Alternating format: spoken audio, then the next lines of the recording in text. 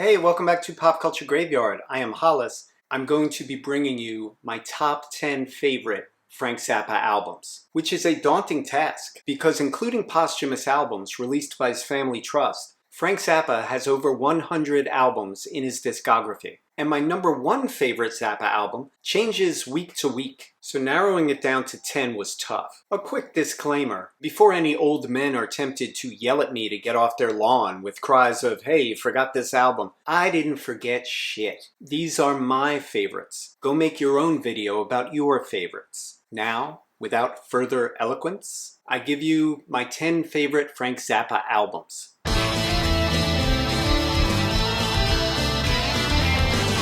Before we get going, if you're enjoying the content I'm bringing you and you'd like to find a way to help support the show, please do me a favor and join my Patreon at patreon.com/popculturegraveyard. And thank you. So let's kick things off. My favorite top 10 Zappa albums. Number 10, Cruising with Ruben and the Jets, 1968. This is a 50s style album, which sees both songs from Frank's past and new compositions given delicious doo-wop style treatment. Teen angst is skewered in pitch-perfect lines such as, "If you decide to leave me, it's all over." Some songs, such as Jelly Roll Gumdrop, are ridiculous, yet they still rock. Incidentally, you wannabe greasers need not fear, because it comes with instructions on how to comb and set a jelly roll, the ridiculous hairstyle worn by the anthropomorphic Frank Zappa on the cover, as well as real-life Frank Zappa on the back. You can also learn how to dance the bop with these little handy footpaths.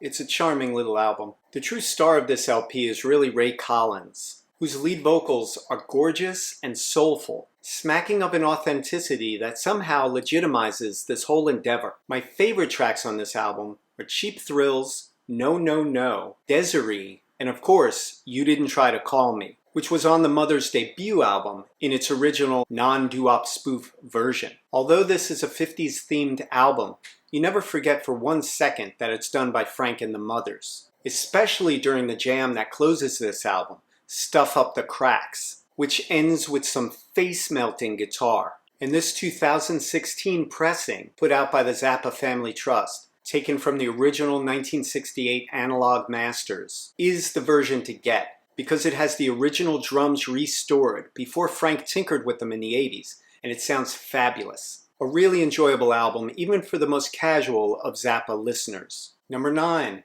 Chunga's Revenge, 1970. This was a transitional album as Frank moves away from the social satire of his 60s output, and Frank tries on many different styles on each track, making this LP a bit of a grab bag, which is what I love about it. From deft instrumental pieces to comical croons, Chunga's Revenge has it all. I love 20 small guitars. It's a jazzy little modal piece that could have been a nice final track on Hot Rats. The suite, known as the Nancy and Mary music, begins with a drum solo that seems like it's designed to scare off the squares. But the rest of the songs in the suite are far more beautiful, even though the music makes you work for it, which is another reason I like this album. Tell Me You Don't Love Me is some tasty acid rock. And the title track, Chunga's Revenge, between the alto sax of Ian Underwood and the wah-wah guitar of Frank, is probably my favorite track on this whole album. This album features former Turtles singers Flo and Eddie, credited here as the Fluorescent Leech and Eddie, who would begin a recording and live performance relationship with Frank that would span the next 2 years. Some Frank Zappa fans hate this period, but I think there are plenty of highlights,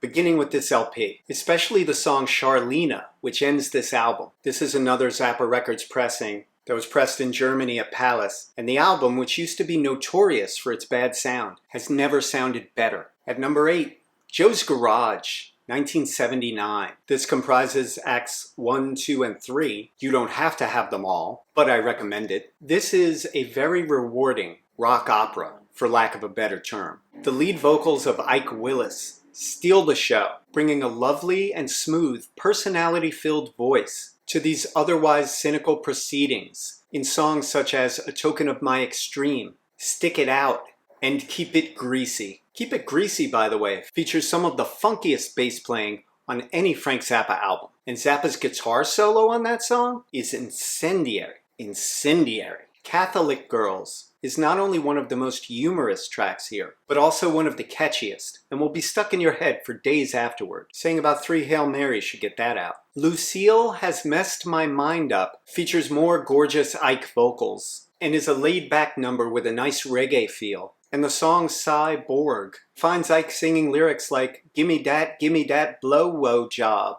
with a carefree vibe. And why not? Watermelon in Easter Hay is some of the most beautiful music on this whole sprawling masterpiece. And if you're a big fan just of Frank's guitar soloing, check out that track first. If you can get past the lyrical misogyny of Crew Slut and Wet T-Shirt Night, the music itself is some of the most satisfying that Frank produced. Incidentally, the band that plays on this is first rate and features 4 out of 5 members of Missing Persons, one of my favorite 80s bands. Number 7, Zoot Allures, 1976. When this album's first track, Wind Up Workin' in a Gas Station, kicks in, you might assume the sound of this LP was Frank Zappa's response to the New Wave movement. But then you realize this came out in '76, several years before New Wave was a thing. Something you quickly get used to as a Zappa fan is that he was always a few years ahead of the curve. The song Black Napkins is a showpiece for Frank's beautifully tortured guitar work. Speaking of which, the next track, The Torture Never Stops, is one of my favorite slow-boil Zappa pieces ever, although it really comes alive in concert, especially when Captain Beefheart would guest on vocals. Incidentally, Captain Beefheart is credited on the song Find Her Finer as Donnie Vliet harmonica. Isn't that adorable? It makes him sound like a little 12-year-old harmonica prodigy. Musically, my favorite tracks on this are probably Ms. Pinky, Friendly Little Finger, and Black Napkins. Terry Bozzio kills it on drums here, one of my favorite drummers ever. And Frank knew he was lucky to have him, as Terry is credited on over 26 Frank Zappa albums. Incidentally, the Hanko graphic on the front cover reportedly says Zappa, and Japanese characters on the back are a very ridiculous phonetic spelling of Frank Zappa.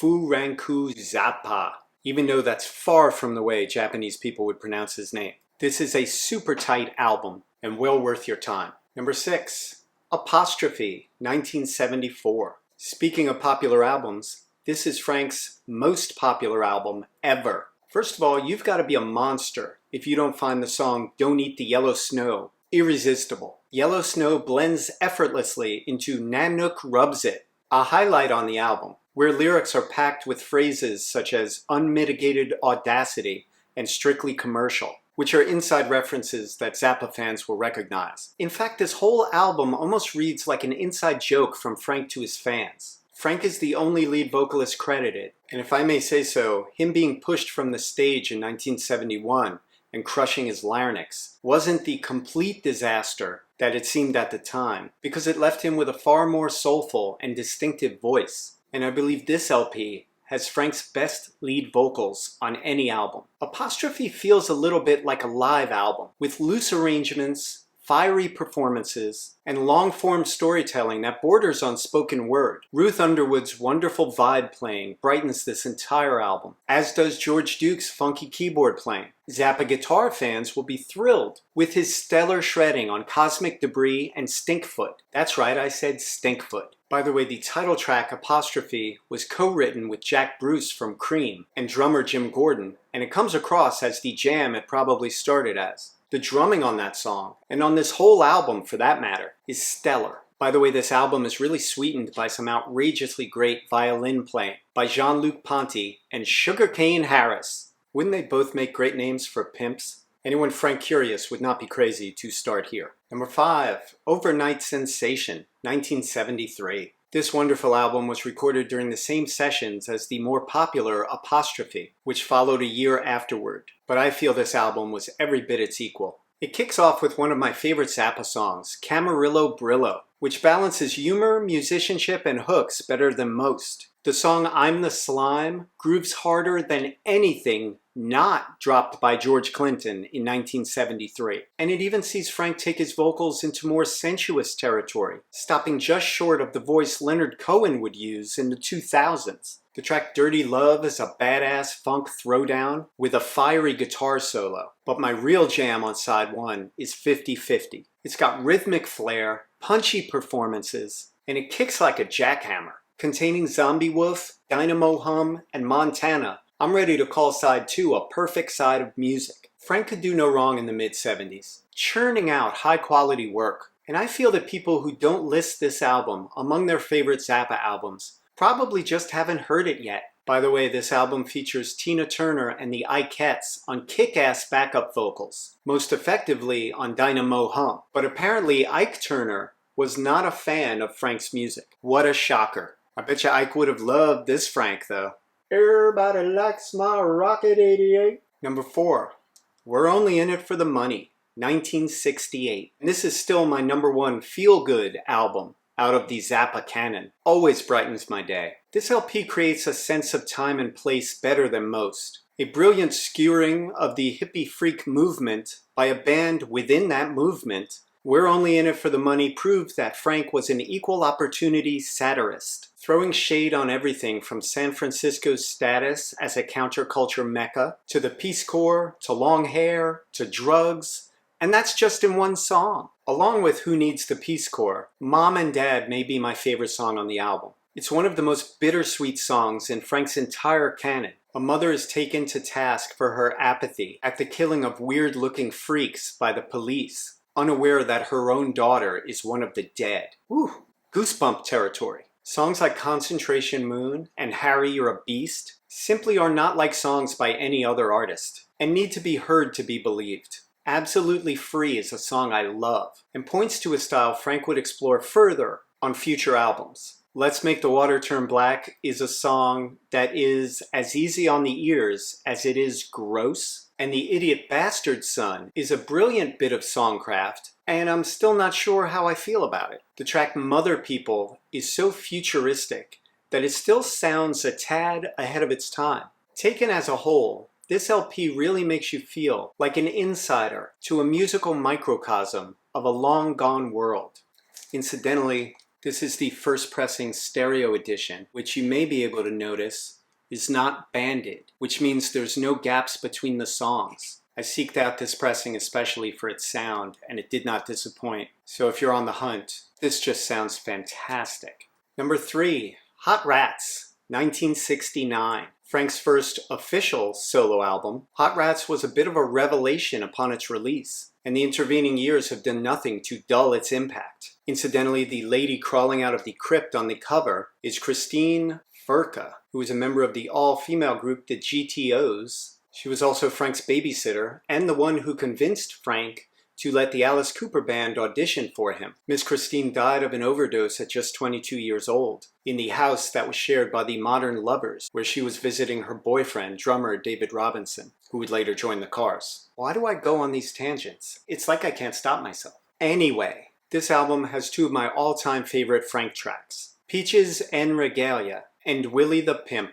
Talk about a yin-yang. The first is an instrumental, which Frank called a rock and roll concerto. Willie the Pimp, on the other hand, sounds dastardly. From my beloved Captain Beefheart on vocals, inhabiting the titular character with melodic menace, to the tack piano and wah-wah fiddle, the track packs quite a punch even before it gives way to Frank's greasy soloing. Son of Mr. Green Jeans, another favorite track, is a reworking of Mr. Green Jeans from the Mother's Uncle Meat album, and helps complete a perfect side 1. Side 2 kicks off with Little Umbrellas, which is another favorite of mine, as at times it sounds almost like a nocturne, and is both classical and contemporary at the same time. The LP was originally going to feature a funky half-hour jam called Big Legs, but Frank wisely edited the track down to about 13 minutes, and called it the Gumbo Variations. It Must Be a Camel ensures that this album ends the only way it can, with a beautiful yet challenging freak-out exploration that still hasn't gotten old to me. Aside from Apostrophe, this album also makes a good entry point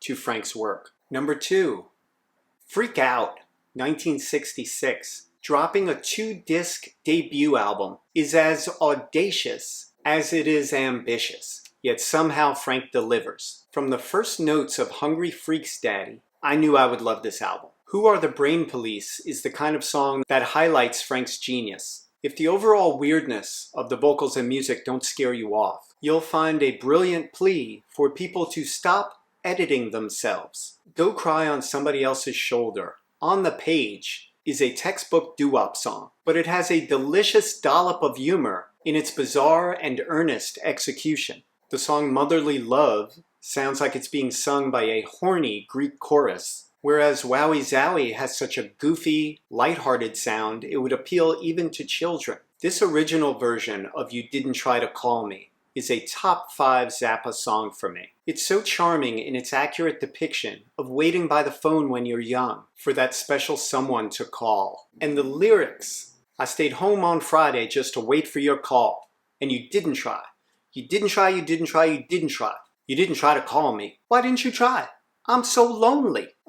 Spot on. Anyway the Wind Blows is another stone-cold classic, and perhaps the most straight-up love song Frank ever wrote, detailing how pure his new girlfriend's love is for him. But the song's subject isn't talking to his new woman. Oh no, that would be too basic. He's essentially taking his pure new relationship and rubbing it right in the nose of his ex, who treated him badly. It flips the love song right on its head. Very Zappa. The song Trouble Every Day has got to be the best protest song Frank ever wrote, and it's glorious. And listen, if it's more avant-garde stuff you want, you've got about 21 minutes worth in the 2 ending musical moments, Help I'm a Rock and The Return of the Son of Monster Magnet. What an album. Incidentally, this is a first pressing, some of which have this sticker, some of which don't, and it features the rare mono mix of the album. I've heard the stereo and the mono, and I just prefer the mono a lot more. But your mileage may vary.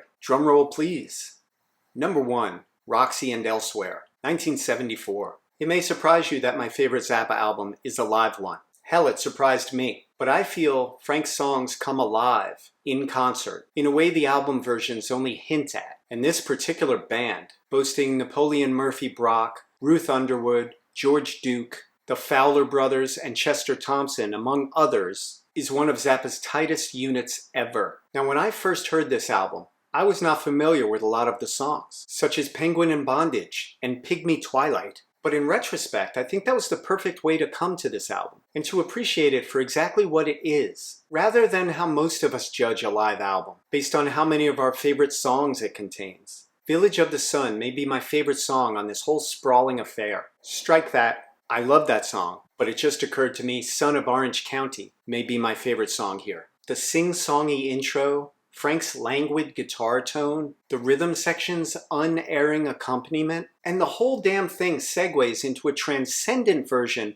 of Trouble Every Day from Freak Out. Killer, killer, killer. The song Cheapness is a manic warp speed attack which seamlessly transitions into the sweet, sleepy soloing of Son of Orange County. The album ends on a 16-minute song called Bebop Tango of the Old Jazzmen's Church. And I feel a bit crazy saying it, but it might be over too soon. Nothing is rushed, obviously, but there are so many musical twists and turns as to make for thrilling listening, especially the wonderful horn work symbolizing the old jazzmen, edited together from not only several nights at the Roxy, but from a show at Edinburgh State College, the Elsewhere in the title. This album can't help but tease us with the promise of what must be dozens of hours of tape from which it was culled. Well, I had to explore further, and I'm glad I did. If you need everything from the Roxy concerts, and if you're still watching, I'd wager you do, I highly recommend this collection of every concert,